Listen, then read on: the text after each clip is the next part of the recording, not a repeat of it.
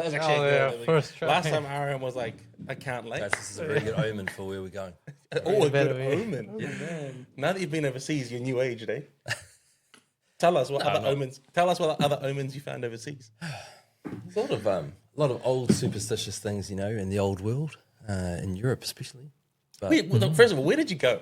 You went everywhere. I went everywhere and then back again and then kind of backtracked again, So, Yeah. I started in New Zealand. I went via the US to Italy and met up with an expert in foreign interference and transnational repression in Italy, An expert? In Rome, in fact, in Rome. They were And- Italian. No. So Belgian, actually. But her name's Laura Harth, and she works for Safeguard Defenders. So they're the ones who uncovered the work. I should say their work uncovered these secret police stations that all Chinese around the government world? have unofficially set up. Yeah. Wait, what? There's secret Chinese police stations everywhere. Yeah, this is the thing, right? This is reported 2 or 3 years ago, but it didn't get a lot of attention. COVID, all sorts of other things were going on, and it kind of eclipsed it. But it did get reported around the world. So Laura, who I met with, basically was able to give me kind of a bit of a rundown as to like their work, what they're doing. That was a totally fortuitous kind of meeting. I happened to be passing through Italy. I didn't know if I could have a meeting with them, and it turned out she was in Rome just for a few days. I was about an hour north, so I took a high-speed train, met up in Rome, and good on you. spent 3 hours at a cafe there just talking through all of the detail and the ins and outs. It's a spy movie. Well, that's the cool thing is that actually what's going on is very real. It has a real impact on people, particularly people from China who've tried to escape or tried to live a normal life in a democracy, and yet this regime's following them around and basically. Can I quickly jump in and ask a question? Because we've talked about China quite a lot as a group, as Pillar. And we had a few comments come through on TikTok, and I think one or two on Instagram saying, you guys are quite clearly anti-China. Now, we're not anti-China. You can see we're all racist, right? Yeah. Look at us. How would you say to the people out there who are calling us anti-Chinese, how would you say we're not anti-Chinese? Look, the fact is that this issue of authoritarian governments, not just China, but you can look at other places, Iran, Russia, what's going on is that a value system, which may or may not have a history in those particular countries. In all three of those countries, it does have a history, but there is also an emerging tradition, or has been an emerging tradition of democracy, of a civil society that was independent and could think for itself. And so it's a clash within those societies. In China, there is a tradition of thinkers and poets and people who were prepared to stand on their own 2 feet and challenge what was going on. But unfortunately, the 20th century was a century of repression. It was a century of huge violence, incredible violence. So many tens of millions of people died in China, particularly as a result of the Communist Party. And so, yes, people think that the Communist Party in China has changed, it's turned a new leaf. This isn't about, whether people are Chinese. This is about Chinese people in Hong Kong, Chinese people in China itself, in mainland China, and outside of China, trying to express themselves democratically and getting absolutely hammered for it, getting basically arrested, whether they're in Chinese territory or not. There are people in the UK that have fled there from Hong Kong after protesting against what the Chinese government were doing. Wow. They now have arrest warrants in their names made out to any, basically to any bounty hunter that wants to collect. And this is happening publicly. Again, after I went to Italy, I met with an organization in the UK called IPAC, right, Inter-Parliamentary Alliance on China. And they work with MPs all around the world in democracies who are concerned about where the authoritarian government of China is heading and what it's doing internationally in a geopolitical sense. And the way it's starting to impinge on people's rights in democracies where they should be getting their national sovereignty respected by China, but that's not happening. The Chinese state has reached into those democracies, including New Zealand, including Australia, US, and so on, and they're reaching in, and they are basically controlling people's lives, manipulating, and in some cases, outright threats are made, blackmail's occurring. People are under pressure. So we're actually first and foremost concerned about Chinese people who have immigrated from Hong Kong, from China, to places like New Zealand, who are trying to live here in a democracy and want to be Chinese. And, they can still be Chinese, right? We celebrate their culture, where they've come from, their language, and so on. They're trying to do that here in a democratic sense, and they can't. Beyond the individual as well, though, and Arian, you've mentioned this a few times in some of your commentary on rare earth metals and other policy that's happening in the nation at the moment. And Nick, you might have a take on this as well. It doesn't just affect individual lives, right? It can affect our government in terms of legislative decisions and ways that we lean in terms of trade or import, export. It's much broader than just in the individual, but it is important that we focus on the individual too, right? For sure. Is that for Arian or for me? For both of you. Whoever identifies as the question being asked to them. I can identify and then pass it on. Yes, 100%. And part of that, I think there's a question of like, why does it matter for us in New Zealand? Yeah. Because I think most people don't know. Most people are just going on about their lives and think, well, I don't think this is an issue. And what is the role of New Zealand? Like, we're a small country. How are we going to make a difference? But I think you've mentioned to us that these people internationally, but people in IPAC or elsewhere, think New Zealand can play a critical part in pushing back against this transnational repression. Yeah. Why can New Zealand do that? Is it because of... I see what you just did. You took a question and you turned it. And I added even more questions. Are you a politician? Did you study politics? No, I didn't. Yeah. I did, guys. So I can talk. There we go. You stand great politics lengths on this Here we stuff. go. Goes around. No, look, Next he's going to ask us for all of our money because he's better at investing it than us. I would just like to start with saying that was a great question. And What I will tell you is... Whoa, hey, come on, that's our Prime Minister, bro. but in all seriousness, guys, I would say that New Zealand, unfortunately, has made itself a soft target. We could have been a little bit more robust in pushing back. We've had over 20 years to do that. We've had a free trade agreement that was negotiated, by the Helen Clark and then the John Key governments. A lot of people thought that our economic survival was riding on that. And we've certainly seen some pretty significant, economic growth through the FTA. The problem is that it's not really quite as shiny and amazing as it used to be.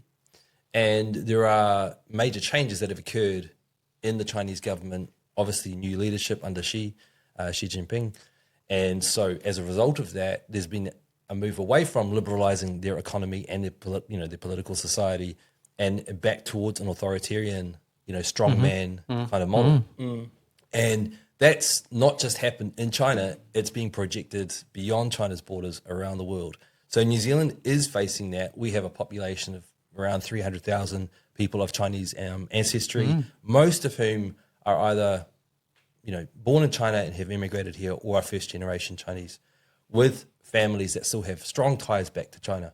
Now, a lot of them came here because they wanted a freer society. They wanted their kids to have an education where it wasn't as kind of doctrinaire or as rigid as it was traditionally in China. There are a lot of different reasons they came here.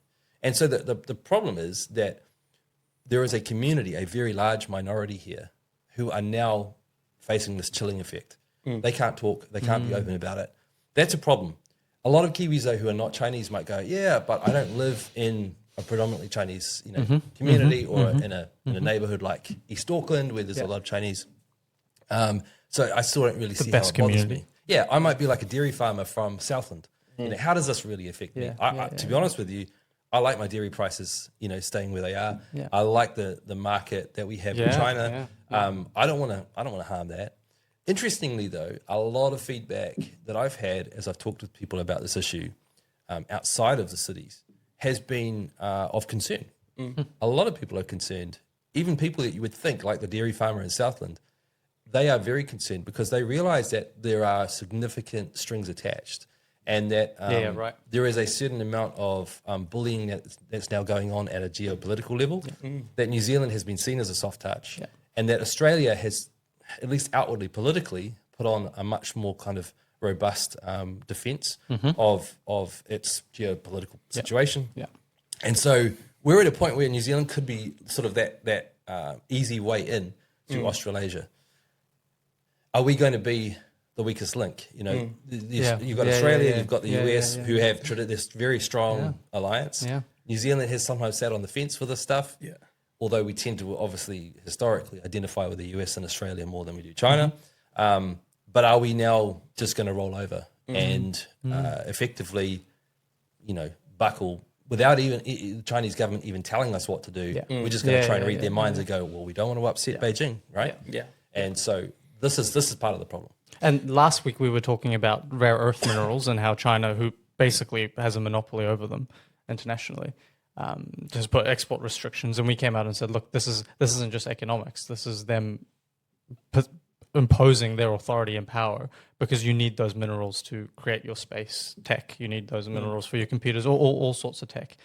And if they have an upper hand, then they have an upper hand militarily.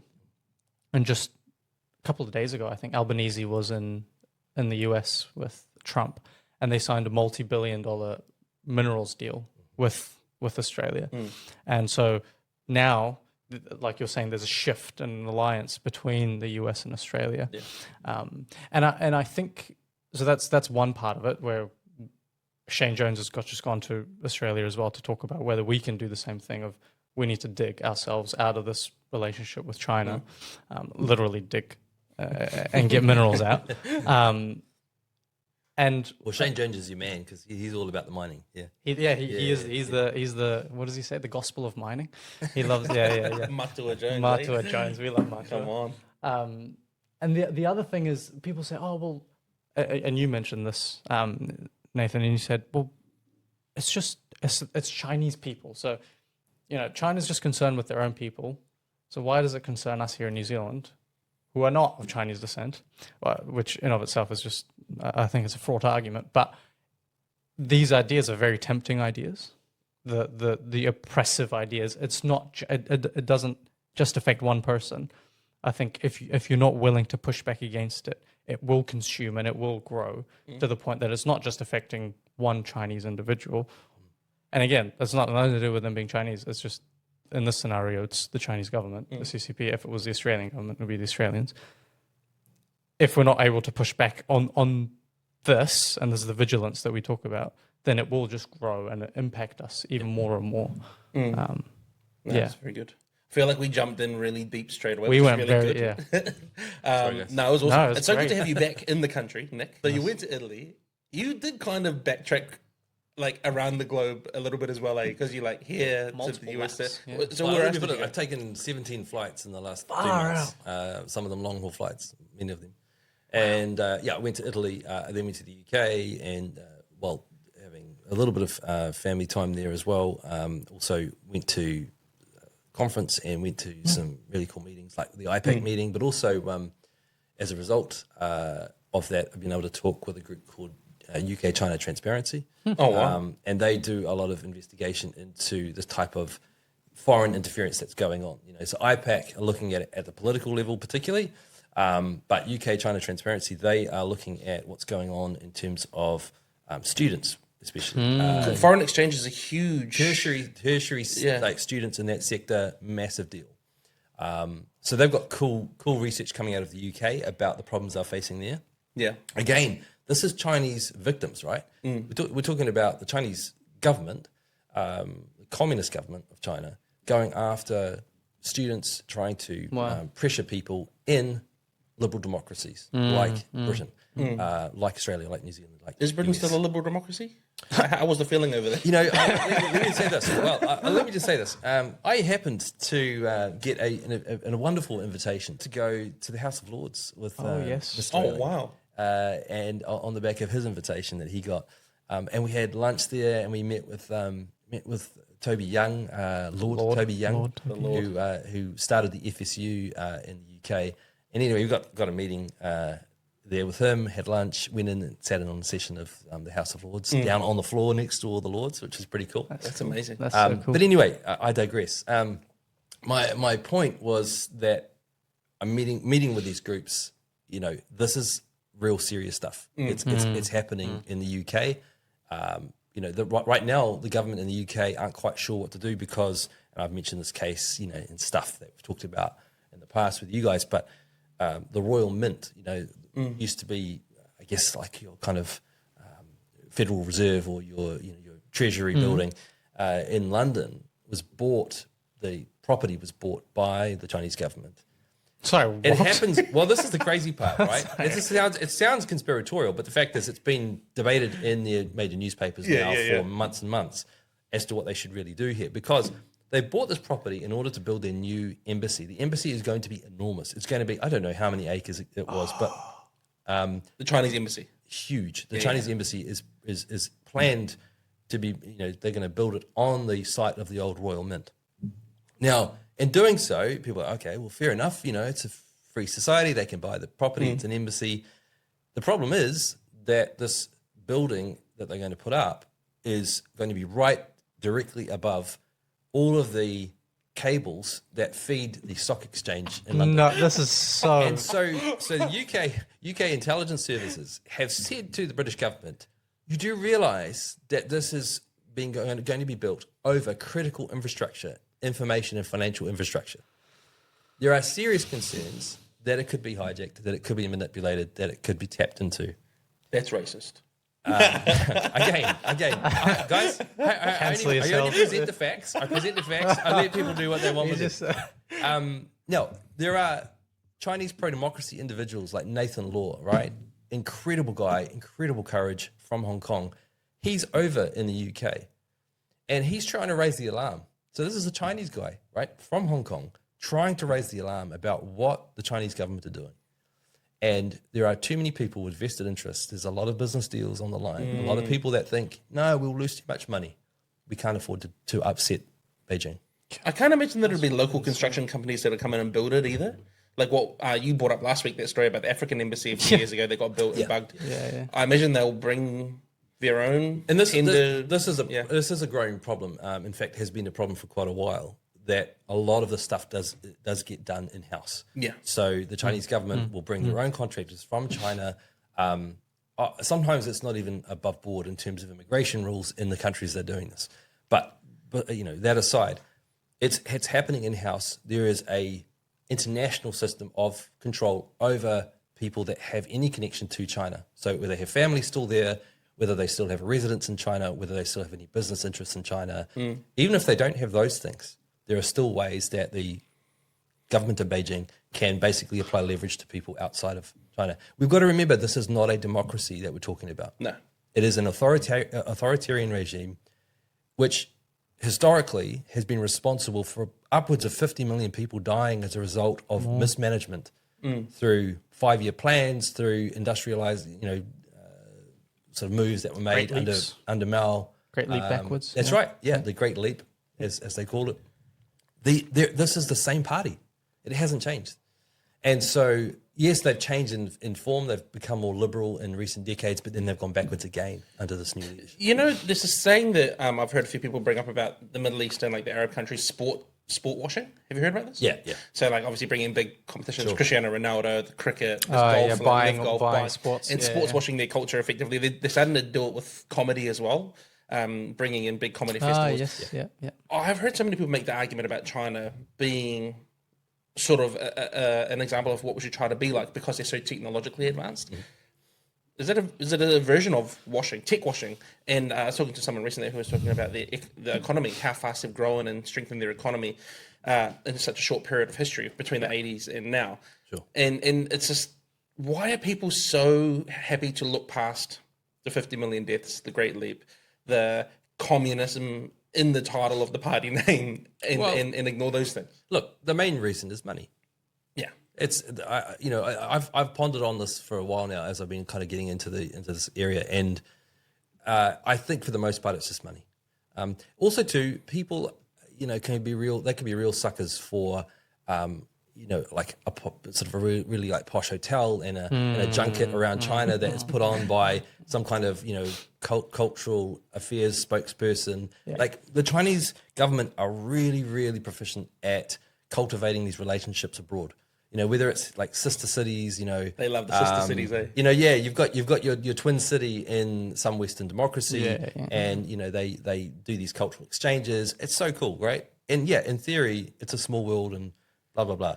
But the problem is, this is the problem, is that it hasn't just affected one side of the political spectrum in New Zealand. No, exactly. Yeah. Well, we've got John people Key and Helen Clark across- there. Absolutely, we've got people across the spectrum. Yeah. And the difficulty is that I don't put this down to sinister motives on the part of most people who get involved. I actually put it down to it seems too good to be true, and so people think it must be true. We've had a few people come out and be like, and you would have seen these comments as well, Arian. Don't worry about China. You should be more concerned about the US and Israel. And it's just like we've seen this being heaps of reports on the rise of anti-Semitism, and obviously it's quite a few people who are very anti-Trump. Yeah. But I didn't expect to see comments in our comment section with a fairly small audience, and I feel like we're not saying anything controversial. But the amount of people who come out and say, oh, you're just a shill for Israel, or what about the states? The states are way worse, or the US, yeah. And I say to Arian, there's this narrative that's going around that anyone who says anything pro-Israel is getting $7,000 from the Israeli government. And I was like, where do we send that invoice? Because I want the $7,000. I've got about now. 21 grand owing at the moment, I think. But why is that so prevalent in our Western culture at the moment that we are like happy to defend China but are super opposed to the US and Israel? That's another question I've been pondering a lot lately. I guess what it comes down to is that there has been a certain amount of resentment in the West towards the West. And you can put it down to different groups. But there are actually groups across the political spectrum, again, that are dissatisfied, that are disenchanted, that are very bitter. COVID obviously helped bring that to the fore, but it was already there. And whether it's people, who I guess come from an industrialized, manufacturing background, white, working class people in the US or here or elsewhere, or whether it's people that are suspicious of vaccines, and a lot of the stuff that's been put out there around the US and its intentions through its aid agencies and all this kind of stuff. Like, there's a lot of different ways that you could come at this criticism of, say, the US and the West particularly. You've got the colonial legacy as well that we have to wrestle with. All of that aside, if you drive through the US like I just did for the last few weeks, from pretty much from one side of the US to the other, and you talk with the average person on the street and you watch how life is going for people, right? There's just no comparison. The US and China are two totally different places. The US, you can still live your life freely. Yeah, you have to pay tax. Yeah, you have to do certain things that comes with comes with living in a community. The reality is, though, you can still express yourself the way you want to. You can go out and you can hold a protest banner. Like, I drove right through the middle of a protest by accident. Hold on. Very slowly, by the way. You didn't drive through the middle of the protest by accident. I actually did. I came around the corner, didn't realize that there was a No Kings protest going on. Let me just say, this was in the heart of Democrat country in California, in Calabasas, right? Where the Kardashians are from. So we're driving. We didn't see them. We're like plebs. We're nobodies. Disappointed. Anyway, we're driving through. We come through this protest, right? This is in California, in the heart of blue territory, Democrat territory, and there's thousands of people actually at this particular protest. We happened to drive through it very, very slowly, trying to figure out what's going on. And you can't do that in China. You just can't. You can't do that. You can't do it online. You can't do it in person. You can't do anything of the sort. Anything at all that would challenge the government. Yeah. Now, if people can't see that difference, then I don't know what to tell them. Right? That's the most obvious example of the difference between these two places. Does New Zealand still have the right to protest? Yes. Yeah. Right? Does Australia have it? Yes. Does the UK? Yes. Yeah, there are at times infractions. There are or restrictions placed by the government that are unreasonable and they have to be challenged. But we have a system that allows us recourse in order to challenge. It's the norm. It's not the exception. Yeah. The two are totally different universes. And if people can't see that difference, they haven't traveled. They haven't gone and looked at these places. They just haven't been reading enough diverse material coming from these different places. That's probably the big one. People haven't traveled. I didn't travel extensively at all up until maybe 2 years ago. And I was fairly sheltered, didn't grow up in a political family, wasn't super into geopolitics or sort of the world around me. And that was just me being, not being smart. You know, I travelled. I immediately realised how amazing New Zealand was. Yeah. I immediately was grateful to be a Kiwi, to live in New Zealand all the time. Not that I wasn't grateful before, but I just became so much more aware. And we were talking to students the other day on campus and asking them how they felt New Zealand ranked in terms of human rights. And a lot of them said, oh, pretty good. We could be better, though. And then we asked them how many of them voted. And out of the 20-ish people we spoke to, one person voted. And it was just crazy because they're really quick to be like, you're infringing on our rights, you're removing our rights, we don't have a voice, the government doesn't listen to us. It's like, you have every ability to go to a polling booth, but you choose to protest. Instead, you choose to protest. And even then when you choose to protest, you're allowed to protest. Also, too, we know so much about what goes on, good and bad, at our government. Down on our government in Wellington. We know, there are times when we don't want to know about it because it's depressingly dysfunctional or inept or whatever it might be, and there are always those criticisms to be made in a democracy. What I was going to say, and I thought, Arian, you can speak to this with a lot more knowledge and insight than I can because I don't have your kind of economic business background. But what's interesting about countries like China is that they are what you might call a black box. You don't know officially what's going on in terms of the economy. You certainly don't know what's going on in terms of its politics. It's a one-party state, so you can assume that there's one group in charge and that's it. Yeah. But there is no kind of transparency. There's no insight and accountability other than what we can get secondhand through people that have tried to get out. The official party line is always going to be positive, glowing. Hey, this is where you want to do business. The reality is, we don't really know. We don't have a lot of the metrics that you would have from the US, from the UK, from New Zealand, right? So what do we do about that? Like, can we have any confidence that China really is the future for like business? If business is so important for us, Yeah. You even mentioned, Nathan, in terms of their economic growth, and so people say, oh, but China's grown so much. Maybe they are doing something right. And the reality is, if you have a market or an economy that just has so much untapped potential, if I'm a farmer and I've just been farming with a spade for 5 years, you come and give me a truck.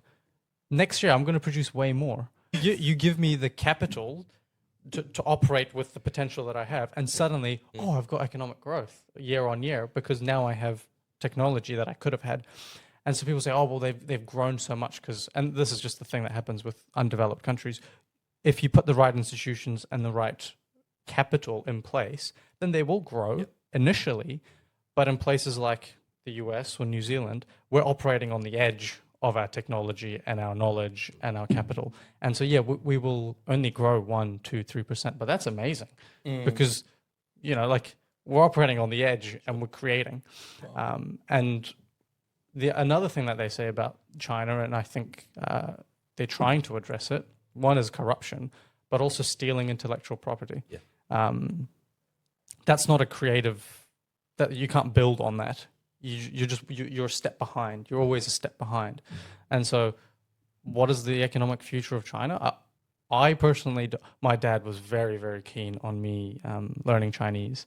And so I took it for a while, and he was like, oh, it's the financial future of the world. And, you're going to make so much money if you learn Chinese. And I probably should have learned Chinese because it would have helped.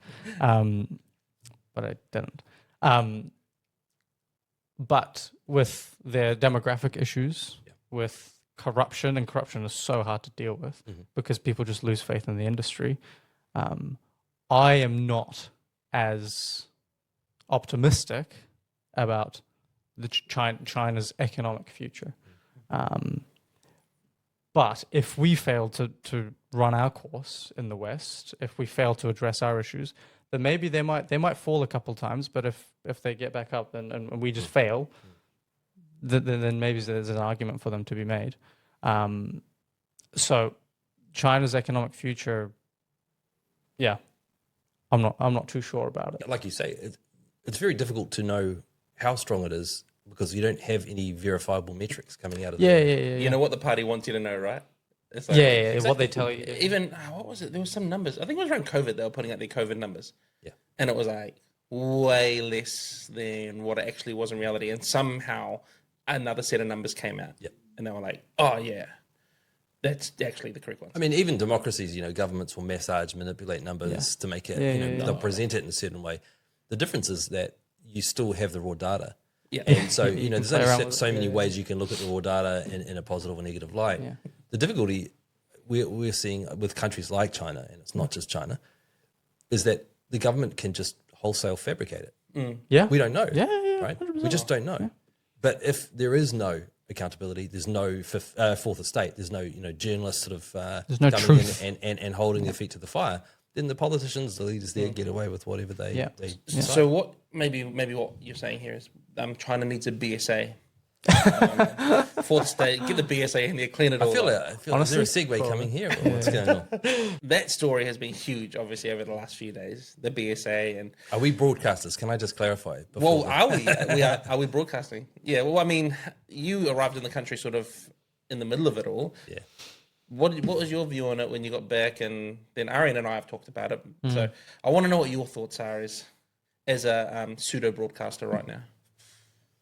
I think the BSA is a legacy, institution which really only served a purpose when pretty much all of our media, at least our airwaves, involved state-funded TV stations and radio, where you didn't have a choice. You literally had maybe 3 TV stations to choose from, and you had your local radio stations, but it was there, it was out there. You kind of just heard it. And it wasn't really about choice.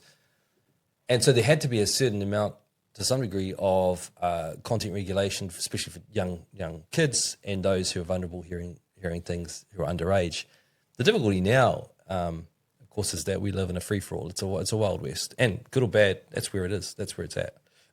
I just don't see how the BSA can really continue to exist. How Legitimize how we can itself. justify Yeah. its existence. Yeah. Because right now, quite clearly, it is going after anyone that seems politically, or at least institutionally, to not toe the line, and say the things that certain people want to hear. So, Arian, as a young net that you are, Uncle Paul and Uncle Chris don't seem to be on the same page here. Paul Goldsmith and Christopher Luxon. No. Trouble at home, or what do you think? I haven't been in touch with home.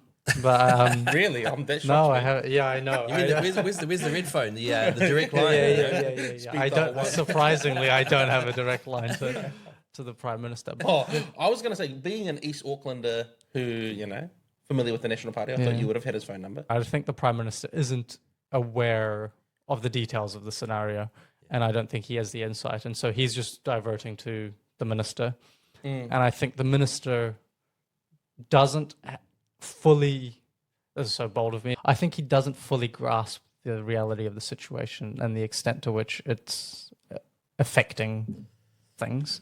And so I think he hinted at the fact that, actually, it is legitimate for the BSA to continue existing, but with just a broader remit. I think there can be a danger at times that anyone like, say, Sean Plunkett with the platform, who goes out there and says some pretty challenging stuff, pretty provocative stuff at times, who really upsets some of the status quo, that an institution or an organization like the platform becomes a target.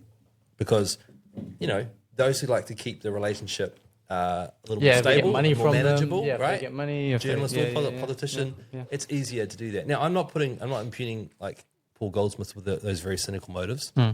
I just think that a lot of politicians and journalists kind of like the way it was, and the new media environment has been extremely upsetting and challenging and bewildering to a lot of them. Yeah. And both politicians and journalists. It's a different dynamic as well with the internet. Yeah. And so they do have to sit and think about these things, as well as the 45 other things that they have to think and deal with. Yeah. And so maybe I'm being too soft. And I think... Well, there's a natural power grab. Yeah, right? exactly. Yeah, when you deal with uncertainty, people will just want to control. Yeah. And so that's a human instinct, and we've got to be very careful and say, no, hold on. Yeah. Let's go back to first principles here. If we don't think censorship is necessary unless there are extreme cases of harm, then why do we need to be BSA? Yeah. Or do we need to come up with a completely different concept? Because maybe there is still need through legislation and through some sort of agency to regulate some type of communications, right? But how? We need to go back and really start, I think. Start at the bottom. And to be honest, maybe this is a good thing that this has all come out and happened. It might actually be a good thing. There might be a silver lining in the sense that it's making us question these things about, especially media regulation and its impact on expression and things. And I think we are having that discussion of like, do we even need the BSA? What is the role of the BSA? Do you know what's becoming very apparent? What is that we've just been waiting for Nick to come back to ask him all of the hardest questions. Yeah. Last week was just mumbo jumbo. Now we're having. No, I see. I'm going to ask you guys a question because I have not been following what's going on with the coastal area. What's it called again? The marine and coastal area. Ari's got thoughts on this. We talked about this yesterday. Yeah, because look, like there's some pretty strong calls being made here, and apparently, the Governor General's been called upon by a certain minor party to we can name them. not ratify, not to give royal assent. Not give royal assent to legislation before Parliament. So this. Okay, I'm just going to say. We spoke about this yesterday, and this is 3% of the vote saying, "Hey, don't give royal assent to this." 3% of the vote. That's not so. 97% of voters disagreed with these people. Yeah. Hey, they're in government, so that's fine.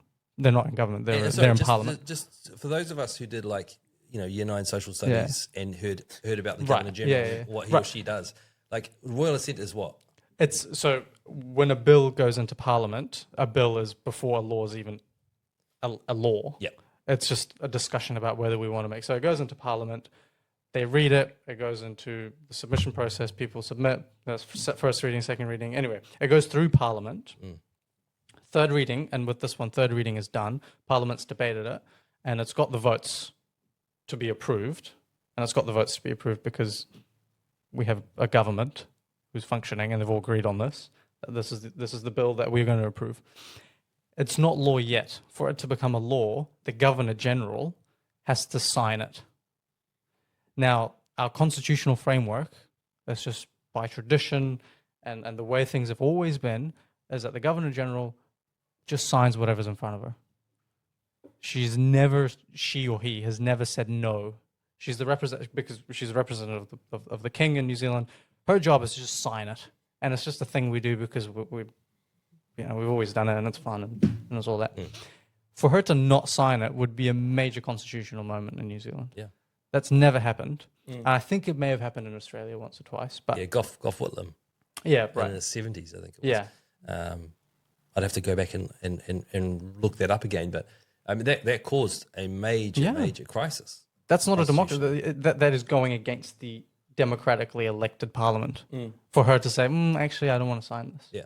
And for 3% of the vote to go and lobby her to go against the democratically elected. And I would say this even if I disagree with the bill or agreed with it, like it's regardless of who's on this. And then they're out burning the bill. Which they're allowed to do, freedom of expression. I mean, hey, we've had David Seymour driving a tractor up the steps. Do your thing. Land Rover. Do your thing. But I'm just like, this is just activism. It's not serious politics. We've been commentating, and this is connected, on the political violence poll, right?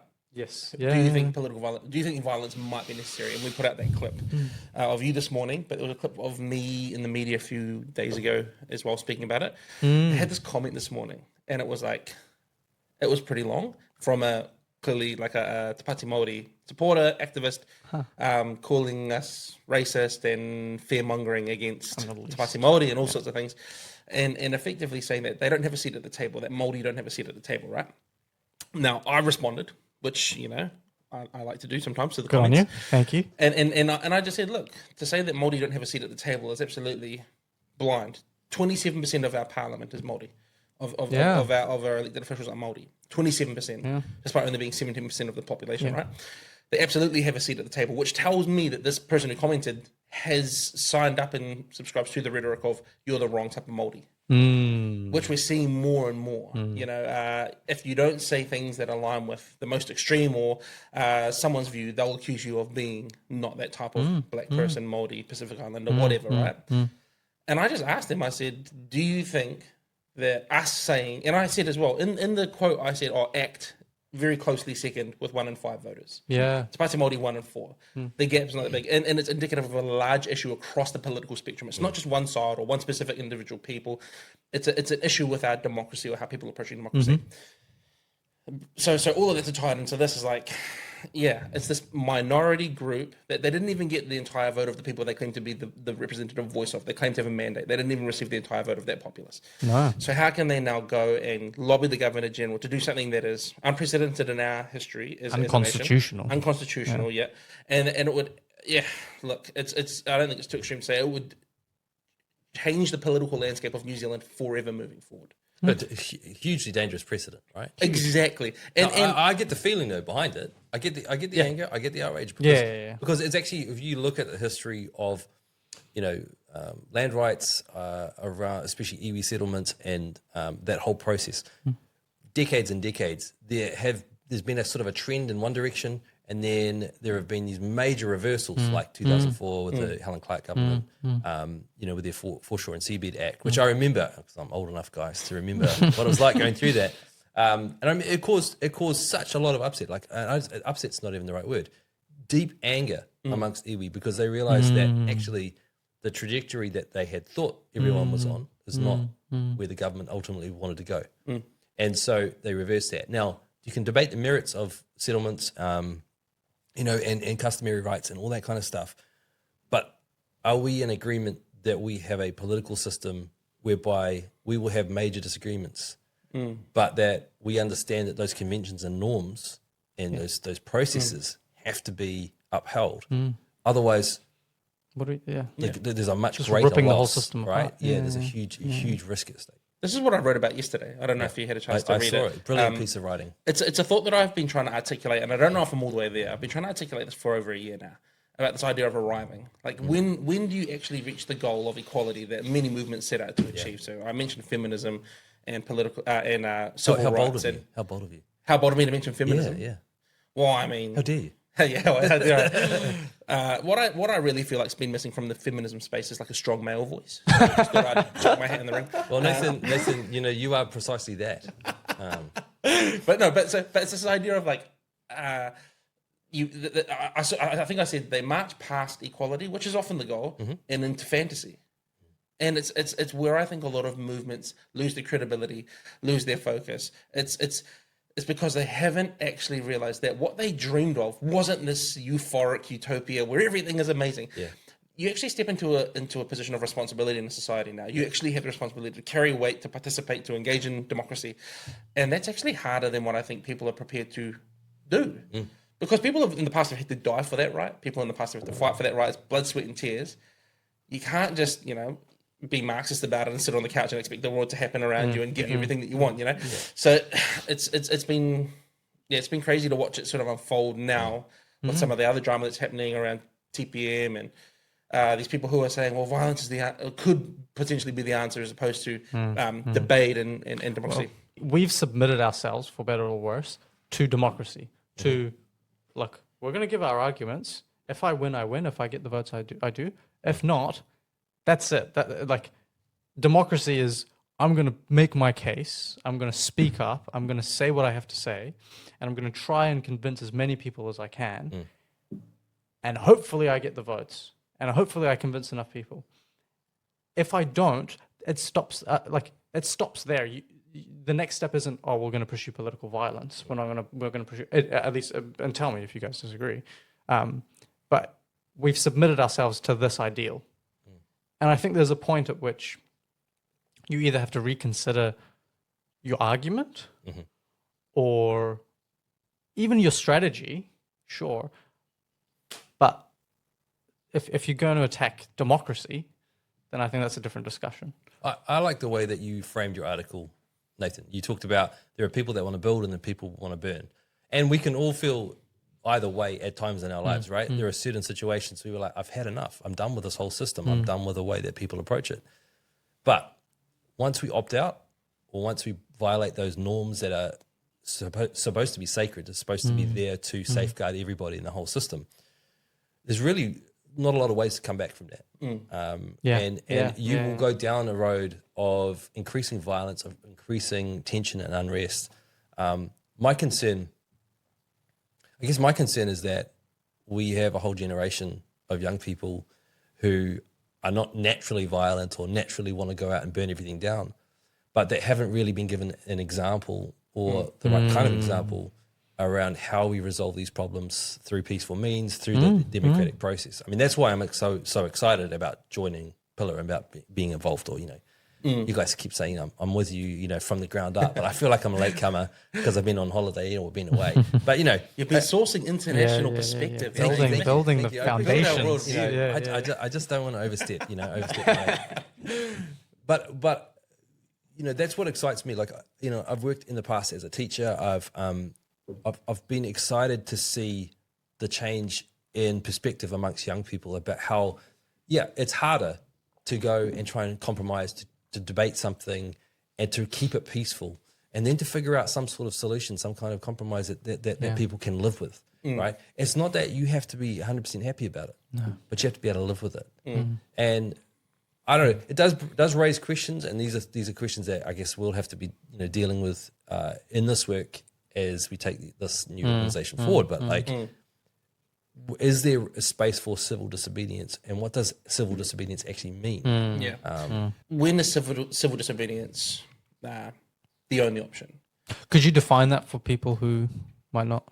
Yeah, like rioting and is that how you? So I think civil disobedience starts with protesting, hopefully peaceful, but then say an extreme example where the right to vote or the right to voice your perspective or have a say in your democracy is cut off, which we have seen happen in other nations where I'd say Nepal would be a really good example recently, where young people had their internet access restricted. They didn't feel like they had recourse, and in return they absolutely trashed the parliament building. People died. I think 4 or 7. It was a few people died, which is crazy. And I've been to Nepal. They're like very quiet, kind, peaceful, like unassuming people. Everyone I met there was so beautiful and kind, and I could never imagine them hurting anything. But then they felt like they were painted into a corner in a sense, and young people specifically. So that's how I view political or civil disobedience. Yeah, like you have no path forward democratically anymore. You don't feel, and there isn't. It's not. I shouldn't say you don't feel. There isn't a pathway. That pathway has been removed or closed off to you, because I fully support protest. I think protest is a sign of healthy democracy in many cases as well. Very much. But when it starts to turn into the damage of property, and you could justify it by saying they don't have an opportunity to voice that would be how I would frame civil disobedience. Yeah, and it's certainly a threat to innocent life.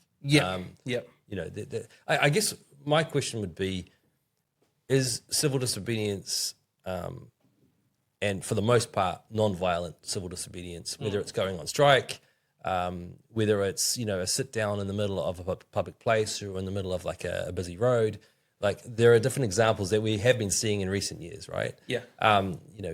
Whether it's over environmental issues or over Palestine or over whatever issue you want to point at. The question for me is it necessary in that situation to do that? Because, like you pointed out, all normal democratic means have been exhausted or have been prevented, right, or have been blocked, so that civilians can't actually express themselves, be heard, protest on that issue, and get anything done about it. Or is it that people have just jumped the gun and they've gone, you know what, I'm just tired of this. I'm just going to go straight to, disrupting traffic. I'm going to go straight to gluing myself to, some kind of art exhibition. Whatever it is, right? Throwing tomato soup on people. Like, is that necessary at this point? I don't think it is. And this is my point, because the pathways for democratic participation are alive and well. Yeah, they're accessible. Arian wrote an amazing piece last week about it's not an issue of accessibility, it's an issue of value. Yeah. And we're putting our value in the wrong places, especially with young people. Yeah. We spoke to a young girl on campus, and we said, what do you study? She said, politics. And then the video will come out so people can see it. And then we said, cool. Like, you'll be a great candidate for our video. Would you like to be in it? She said, yeah. And I said to her, if you were able to make one change overnight that would make New Zealand instantly a better place, what would that change be? Now, that's a big question. I understand it. We had some different answers. She said, I'd get rid of all the extremists. I'm okay with people. It sounds like something an extremist would say. She could be wrong. She goes, I'm okay with people in the middle, but I don't like people too far to the left, people too far to the right. And I was sort of in disbelief. So I tried to help her. I said, so do you mean you want to get rid of the idea, like that people can't hold that idea, or do you want to get rid of the people? She's like, I don't really care about who holds it, just like get rid of it, just get rid of them. Wow. And then it was crazy, right? But it's like, I said to her after, I said, so you study politics, that's what you do overnight. Who informs you politically? Where's your political education coming from? My lecturers. Mm. Yeah. Is it anywhere else? Honestly, all my lecturers. I mean, you can't fault someone who's being honest like that, right? I respect it. Yeah. You know, what I was going to say is like, this question of, is there any kind of democratic avenue left to people that are, you know, marginalized, disenfranchised, you know, silenced, whatever it is, ignored? I think it's actually in New Zealand, especially, it's like you said before, it's not really so much a case of there is no avenue left. It's that people haven't bothered to explore the democratic avenues they do have available. Like, for instance, voting. Yeah. You know, how many young people, like you pointed out, 1 out of 20, right, that we talked to. Well, there you go. Yeah, you can't say that you've exhausted all democratic means and you haven't even bothered to vote. Do you know what I love? After the most previous general elections, maybe 2 or 3 days after they've announced the winner, so it was like Labour and then it was National, there's been petitions put out to be like, overthrow the government. And it's like, brother, if you had the amount of support to do that, you would have won the election. Yeah, actually, that's a good shout. That's a good point. It's like, we're going to start a petition to overthrow the 2-day-old democratic. That's what an election is called. Yeah. We've just done this. You proved you can't get the support. But you know, I just saw that in the States. I saw that. Now, I don't want to characterize the whole No Kings protest movement as, you know, they were all out there saying the same thing. They weren't saying this. Good people on both there sides. There were some people, though, there were some noticeable people who were part of that protest, though, that were saying things like, down with the tyrant. Yeah. Right? Now, okay, is it hyperbolic, you know, language? Are you just sort of, you know, drawing allusions to past examples like King George when the Americans, you know, declared independence? Okay, there's that. But I think quite genuinely from some of the people I talked to, there was a desire to see some sort of coup. Some sort of, I mean, they would rather it was a popular revolt where, you know, people stormed the Capitol. Oh, wait a second. You already saw that, you know, in January, on January 6th, you know, when... PSYOP. Yeah, well, that's right. You know, when people did that, but they were from the wrong side of the political spectrum. Yeah. So, I don't know. To me, there's a lot of people that want instant results. I'm so jealous that you got to see a No Kings protest. I'm so sorry. I got to see it right in the heart of the protest. I literally, we had to drive very slowly through these people because they were right up on the road. They, to be fair, they were very orderly. Only person, and a lot of them, I should say, were like boomers. You know, they were like retired people, probably that hadn't been out protesting before, but were concerned about some of the constitutional questions that were raised with Trump's actions. And I can understand why there's criticism there. Don't get me wrong. But what I would say is that the people there that were unruly were some of the younger people. Yeah. There were people, the peace deal, if it's going to be that, the ceasefire at least in Gaza had just come out a few days before. There were still people protesting over Palestine. Okay, cool, that's their right. But it felt like they were the ones who wanted this to become more than just a peaceful protest. And so I was watching that and a bit weary of what it could become. But thankfully, I think the grey heads prevailed amongst that crowd. Praise. Mate, I just can't believe you saw it in real life. I've been watching it on the news. I saw so many things. I saw the Grand Canyon. Yeah, okay. So, how many? cool. How many? Do you want to do it in kilometers or do you want to do it in miles? Because that's what you would have been reading. I could do both because I'm how far proficient did you in go? both languages. Bilingual. Oh, thank you. go. No, so it was over 3,000 miles. And where did you drive from and to? About 5,000 kilometers. We started with my wife and kids. We started, and I just want to say this because I'm not going to pretend that I did it the green way. The rental company gave us a V8 5.3 liter GMC Sierra pickup truck. That's awesome. I did not have a grill in the back, and I did not have a shotgun on the window behind me. But otherwise, you know, it was pretty all American. That's awesome. And we drove from Nashville in Tennessee, where I'd been at a conference. And we had sort of family holiday that I've been promising my wife and kids for like 7 years. And our destination was Disneyland. And we drove across 10 states, quite a few through the south, and then up north through sort of Colorado into Utah, and then down through Arizona, Nevada, That's California. awesome, man. So you went to Disney in California? In California, yeah. The original. Did you try any like Southern barbecue or anything on your way? I absolutely did. But there's really nothing that we didn't check off our list. You know, good on you. Texas barbecue in Amarillo, Texas. Proper barbecue. It was good stuff. Sharks. Sounds like we need to go on a pillar road trip. Oh, Make for it sure. happen. Absolutely. Make it happen. No, that's so. And you've had this trip planned for a long time. You put off. Obviously, Yeah. you mentioned it in the blast that you wrote over the weekend, but pushed back by a number of issues. You had a stroke, which Deb didn't realize you'd ever had a stroke because you don't appear to have. I don't come across as disabled, I guess. Until you start talking, it's really that's unclear. right. You know, hey, after a bit of jet lag, I can put a lot of faux pas down to my stroke. Is it your excuse that you go to? You forgot something. Had a stroke. I mean, if you want a brief medical history of Nick, I had a stroke in 2019, Wow. and I needed a heart surgery to correct a hole in my heart that had led to that. And you had the stroke while you were teaching, right? Yeah, while I was teaching in front of a bunch of Year 9 students, these boys who just thought I was on drugs and started laughing at first and then started freaking out. But anyway, long story short, I got help and most of those symptoms went away. And I only have a small kind of like golf ball sized bit of my brain that's now dead. Oh wow! But hey, it's me. So thankfully there was enough brain matter surrounding it. To be honest, though, you do have more brain capacity than 99. Oh, hey, it's very kind of you to say that, and I'm not going to turn that away. I'm going to accept that compliment. Thank you. Please. I want to let you know at Pillar, we're absolutely not leaning into low hanging fruit of ageist jokes. Any jokes made in your direction will be good jokes. To compared to my previous employer, that's a breath of fresh air. Nathan, thank you for affirming that. I had this stroke in 2019, and then we were like, let's travel in 2020. Hey, COVID arrives, lockdowns, and then we had to sell our property after COVID, and so that's still happening. But I was like, eventually, let's just do this. Our kids are going to be growing up by the time we actually think it's the right time to travel and do this big road trip. So we did you it. don't want to be trying to wrangle them back in as 18, 19-year-olds out of there, whether they're studying or working. It's going to be so much harder. They haven't hit their teens yet, and so it was just the right time. Go to Disneyland, see all these things. It's so cool. We're still fairly new on the scene. People want to know a little bit about us, and what we plan on doing, what we are up to. But I suppose, Nick, I'll throw it to you because Aaron and I have spoken. What is Pillar for you, and why have you helped to bring this thing to life, and what do you hope to achieve and through the organisation? Obviously, foreign interference is a huge interest and area of issue that you're going to address, transnational repression, things like that. But you're not a one-trick pony.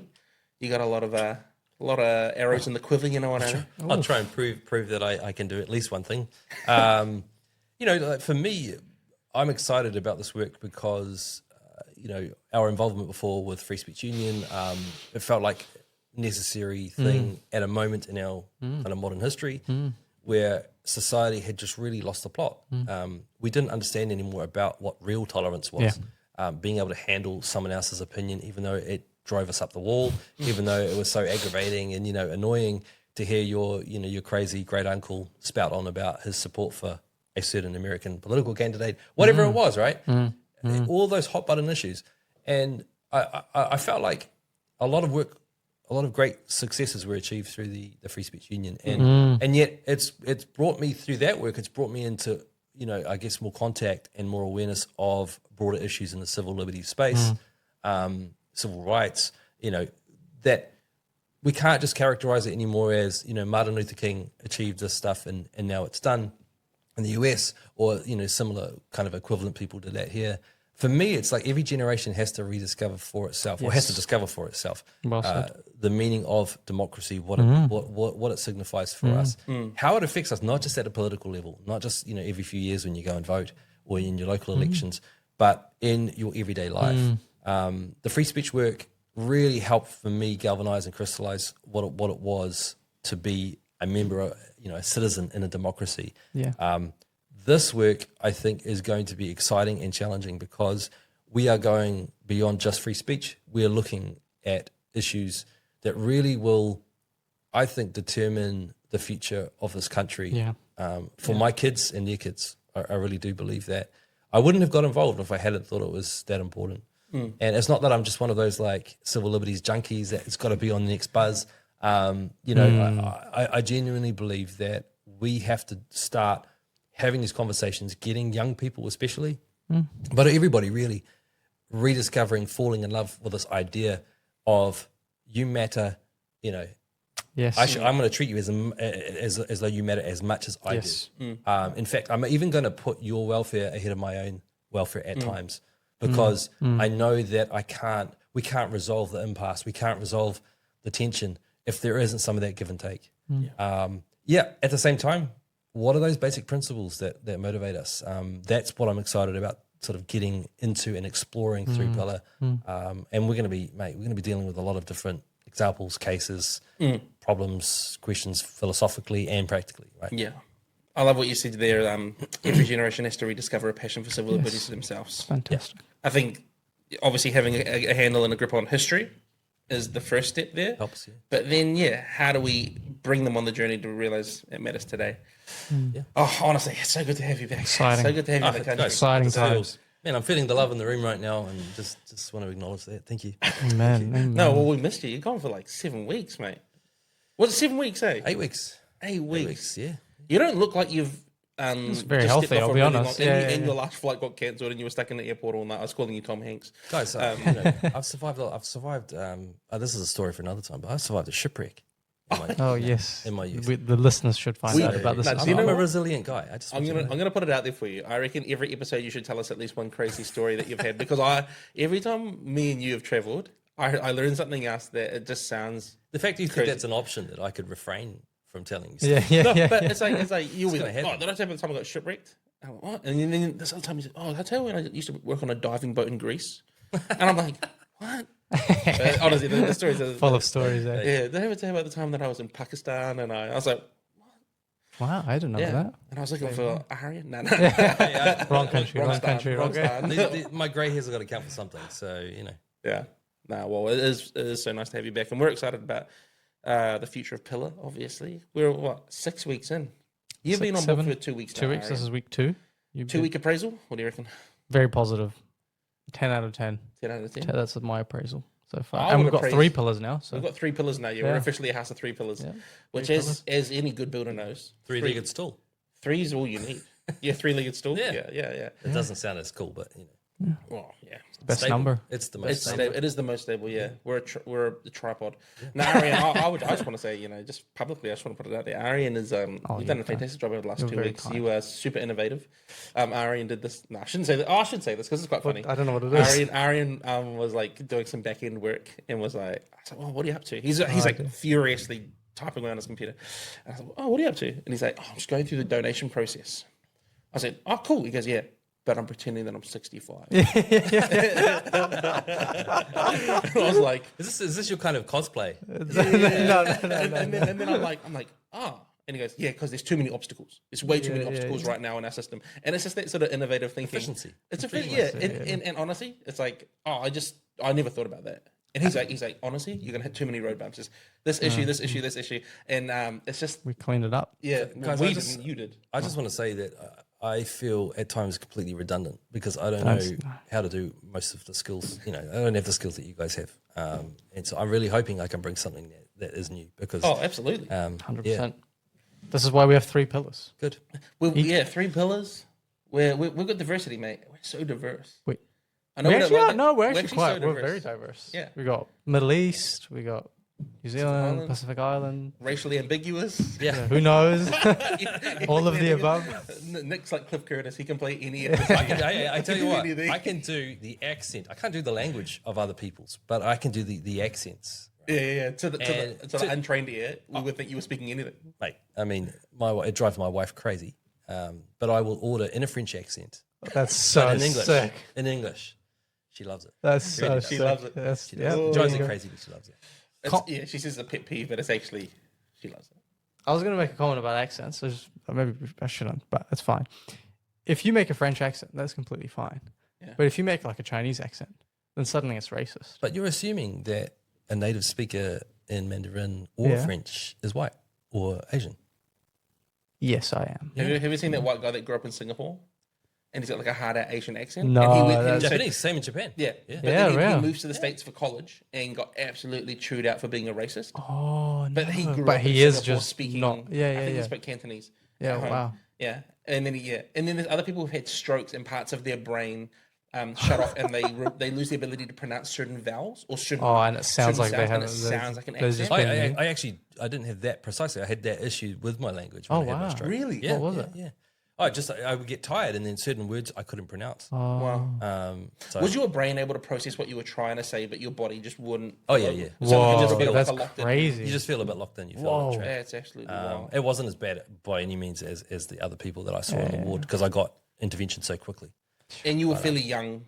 Yeah, that's Yeah, right too. right, I mean, right, my right. brain was a bit more elastic, so Yeah. it could kind of navigate the new pathways and set them up. But yeah, Arian, do you want to give us a slow sign off? I'm Arian loves a slow happy sign off. to. I also just want to say, Arian, yes, sir. you got to talk to the top of the mic. I am. I've No, been. you're talking on the I've been side. You gotta so talk close to the look, mic. It's tilt it- been. tilt it like It's this, been tilt it like this. inappropriate No, look. almost how close I've been to the mic, Like this. guys. Gee. Yeah. people are listening to this podcast late at night. So last thing they're going As to they hear fall asleep. before they fall asleep, Give them Please. a, yeah. Send No, them I'm not off. going to Give whisper them a into digital their. kiss on the forehead. Send them off. They, into they their wish. slumber. They wish they can contact me if they want a digital kiss. How much? Oh, we can negotiate. Depends on who they are. No fixed price. No. Look, I just want to say thank you. It's great to be here with 3 pillars now, and I think everyone who's been listening has thoroughly enjoyed it. I do want to just say, please sign up to the email newsletter. This is part of the work, but there's a lot of meat and a lot of real good stuff that comes into the old emails. And you can so be there. I know. This is the slowest of slow sign Yeah. So all of that to say thank you so much. Stay in touch. Stay in tune. We'll see you soon. Rhymed Stay as in well. touch. Stay in touch. You Stay said in that tune. Stay in tune. Hey, keep your chakras aligned. Stay in tune. See you next time. only positive vibrations. Nice.